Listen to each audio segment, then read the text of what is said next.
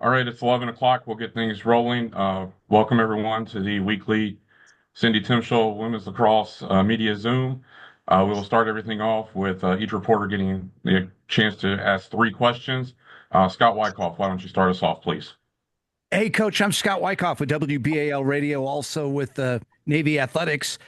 Wondering, I know disappointed by the tough loss to Jacksonville, but what about the performance by Michaela Williams? I mean, we know how good she is, but each and every game when she puts together, you look at her line and it seems like there's no part of her game that suffers. Yeah. Good morning, Scott, and hi. Yes. Michaela is just a tremendous young athlete. I mean, being a sophomore, being young, being the freshman of the year in our conference, she's super athletic, really fast, pretty resilient. But like you said, she really stands out on the small things, whether it's the extra ground balls, draw controls, takeaways, cause turnovers, and obviously scoring. Disappointing loss for Navy on Saturday. Just uniting the team, getting back at it. But Michaela certainly played a solid performance for us and something to really build on with maybe players that, came off the field being a little bit disappointed and, building that to, be ready for Florida on Wednesday. What does this trip mean for your program? Not only being able to play some quality opponents, but also being able to bond as a team during spring break, and also to be down in an area where some of the top lacrosse players in the country, as we can see from your lineup, are coming out of right now to give good visibility to the program. Yeah. I mean, this is the fact that we, being in Jacksonville, Mayport, and a huge Navy, presence down there, and having our alums come to the game and family of alums. So we were very fortunate to have a good core group cheering us on at Jacksonville. That's important for us because many of our athletes will end up coming in this area, whether to be, pilots or to serve on, ships. So Florida is an important area for us. And as you can witness, whether it's a Jacksonville roster, a Navy roster, and even as we look forward to our game tomorrow, University of Florida, a lot of Maryland presence there. So it's almost feeling like we're playing in Maryland. Many of my couple of my former athletes at the University of Maryland have daughters playing for Florida. I mean, literally 5 minutes from the Naval Academy. So, but going back to Scott, what you were saying, having the opportunity for the Navy to, the lacrosse players to kind of unite and to, reconnect and to be grateful for this opportunity and to, be able to practice in some shorts, we get out there, we can answer questions. We didn't have like, horizontal rain in our face or wondering how many layers we need to put on. But beyond that, we really come for the competition and and the level of play. And Mandy and I work together. Loyola was just down here. There's a reason why Loyola, keeps Florida on the schedule to not only get the exposure, get a chance for a victory or an RPI or understanding, because although Florida lost a lot of players from last year's Final Four team and upsetting Maryland at Maryland to get to the Final Four. They also have a young, they just kind of reloaded with a lot of young players, red shirts, and some transfers. So they look pretty solid. And finally, for me, look at the Navy lacrosse program that you've built and the Florida program that Coach O'Leary's built. A lot of similarities coming in about the same time in the history of women's lacrosse. What's impressed you about their development at the same time that you've seen the Naval Academy's program develop? You know, the only SEC, and if we still, all conference realignments and teams, um, the only team in the SEC that plays lacrosse. Now, of course, they compete in lacrosse and have gone to different conferences. So that's a little challenge for them. So they do exactly what we try to do. They're up at Hopkins, a few weeks ago playing in the snow. They put themselves out there playing at Charlotte against James Madison in a I don't know, Crown Classic in Charlotte, North Carolina. But, Florida decided right on when they wanted to add women's lacrosse, they built a standalone facility to, premier, a practice field right next to their game field, which is all like Bermuda grass and a facility. And they hired an experienced coach. Mandy was at Yale for, over a decade, and that helped. And they instantly had success. In 2 years, they went to the Final Four. Um, and, you know, I, and now, they've, coming off of last year's high success, getting back to the Final Four, being the ultimate road warriors in the NCAA, where they beat Virginia at Virginia, beat Maryland at Maryland, and had a shot. They were going against the defending national champs in the semifinals with Northwestern, but the similarities are similar. I think there was a lot of attraction with Florida, just because of the bigness of the school. They have some levels of academic excellence. One of their top freshmen, who played with several of my players, Clark Hamilton, is majoring in engineering. So they attract academic players from all over the country that have performed for them, but many of them do come from either Long Island or Maryland. In this case, Clark comes from Georgia. So, they're just rolling along, and they made a decision to add almost the maximum of what women's lacrosse are now going to be able to have with scholarship limits. So they had an incredible one of the top incoming classes for 2026. They signed like five-star athletes. They won't be here for a couple of years, so I'm happy they're not, but we're happy to have this opportunity, Scott. Thanks a lot, Coach. Good luck. Yeah. So Wagner. So, Cindy, in your opinion, what went wrong in the game against Jacksonville? Well, I would say that we don't really talk about what went wrong. I just think that there were, what went right and what are the things that we need to obviously learn from. From 4 quarters, maybe, the idea that if we just focus on the fourth quarter, that we needed to have generated more, scoring opportunities then. We feel like that's a quarter that's really important at the Division I level. Certainly a good start. But they put a lot of pressure on us by they were deeply good in the draw. Another experienced draw player that they had last year is back this year, so they dove deep into that. They really had a solid performance from their goaltender. So maybe what went wrong is, some of our shot selections, maybe feeling a little pressed, trading goals. But, in the end, yeah, disappointing for us. And, the good news is that we get to, play Florida tomorrow and have a lot of our season ahead of us. We felt well prepared. We practiced hard the day before. I guess we felt that Jacksonville just came in with a lot more energy than us, and maybe kind of stunned us a little bit. But I don't want to judge what they did or didn't have. What we needed was a little more high quality performances all around. But our effort was always there throughout the whole game. So in the 2 losses, you've been limited to 9 goals. I believe you're averaging 16. When you look at those 2 games of subpar production, anything you can put your finger on? Getting more offensive opportunities. So if we're not winning the draw, for example, then we need to, create more, maybe cause turnovers. Definitely, we're used to more offensive opportunities, and that really hurt us.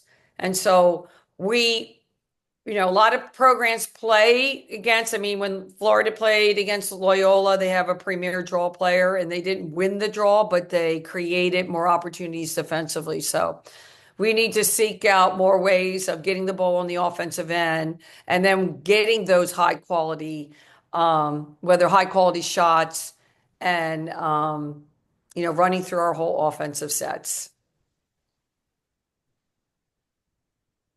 can you obviously I don't want to say up and down, but the loss to Harvard, then you beat a Virginia team that's ranked. Then you have an opportunity after losing to Jacksonville to beat another very solid program in Florida. Yeah. I don't know. Are you concerned about inconsistency? Um, yeah, I mean, this is sport and we're all seeking out consistent play. I just think we have to take it one, what's ahead of us. Um, through the disappointing loss, we got together as a team, did a lot of reflection, and kind of just our team has been resilient in these situations. You try to walk off a field with zero regrets, and certainly we had regrets walking off the field against Jacksonville. But moving forward, I think collectively, when you're looking for consistency, it just doesn't come overnight. We want them to, in order for them to play confidently or get more shooting reps and play free and not feel maybe tight if the game is tight, or things that we just have to continue to experience. And what we're trying to do is play as consistently and connected as we can, moving forward, and in particular in tomorrow's game. Nolan? Coach, that said, how encouraging is it? I mean, in both losses this year, you've put more shots on net than your opponent. Is that something that you can look at as a positive going forward, or is it more aggravating than anything else? No, it is a positive. You always talk about, in basketball, you shoot to get hot and you keep shooting to stay hot. And, they're not going to not throw the Travis Kelce because he dropped the first ball. You keep going to your successes. So, yeah, it was unfortunate. Some of the shots we just have to be better shooting teams, get hands free, between the pipes. We thought we generated a lot of shots in that first quarter. Maybe that, I thought, okay, well, the shots will come. We're getting the shots. So it is encouraging. And with that, I do know the players take it very seriously about finding those windows of opportunities, taking high quality shots, and be committed to finishing. And then kind of a bigger picture question about the game, similar to what Scott was asking you. You look at this road trip against really up and coming programs in both Jacksonville and Florida. Do you ever personally sit back and experience some sort of pride when you see just how these programs have continued to grow and thrive in wherever they're at around the country? Yeah. There's a lot of competition and there's a lot of great players, and again, it's so kind of surreal that we were here. It's the first time we played Florida since the pandemic, and it's almost to the date 5 years ago. And, since that time, University of South Florida had it, Florida State has had it, and many other, Division 2 and 3 schools in the state of Florida. It's a big state, 24 million plus ish. Anyway, so to see that growth is good.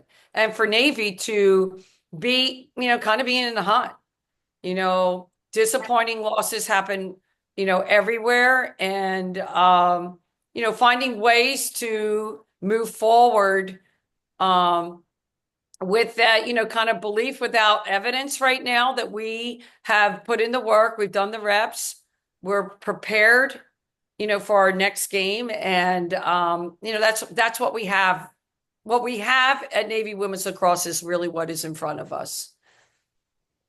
And then lastly, Coach, what impressed you the most about just the way that these women flip the page, whether it's something that happens in practice or with regards to a game, to just set their mind on the next task ahead?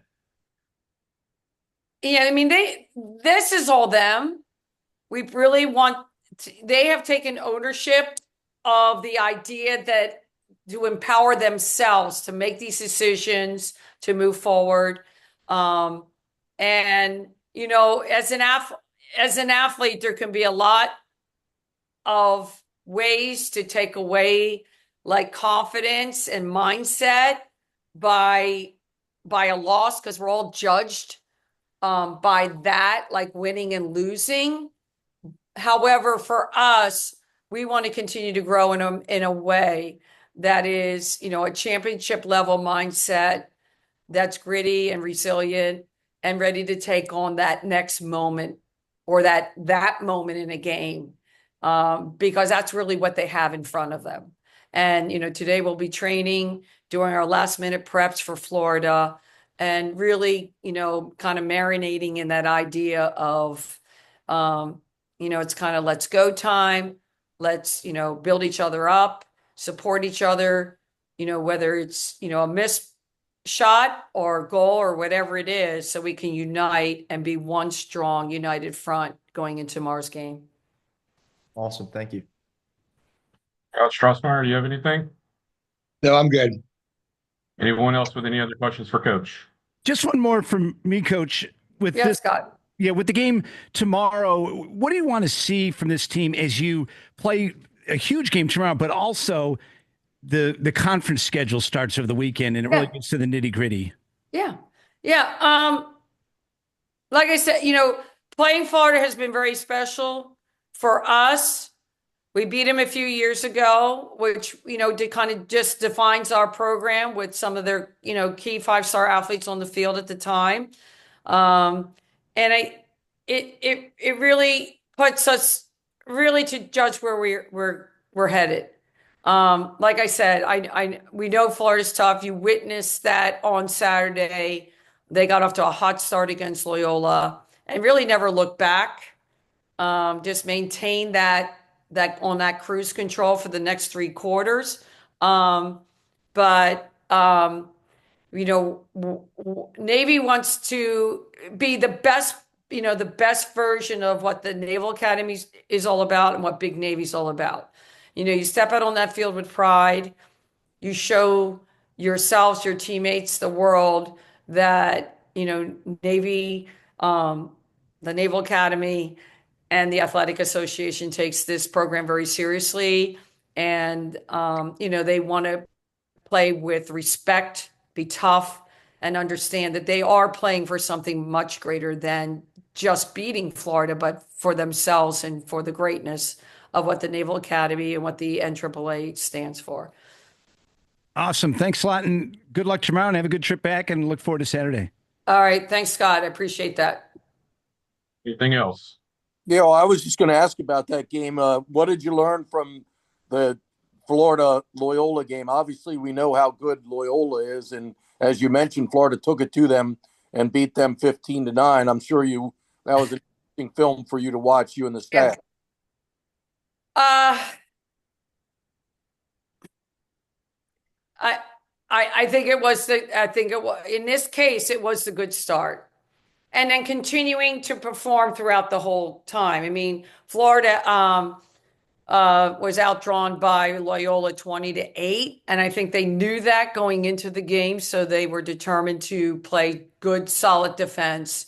And then on the offensive side, other than a couple, what we call early offense or kind of fast breaks in lacrosse that they scored on, they played a very deliberate offense against Loyola and just looked for the right openings and the right gaps. And they don't always shoot great, but they shoot awfully hard.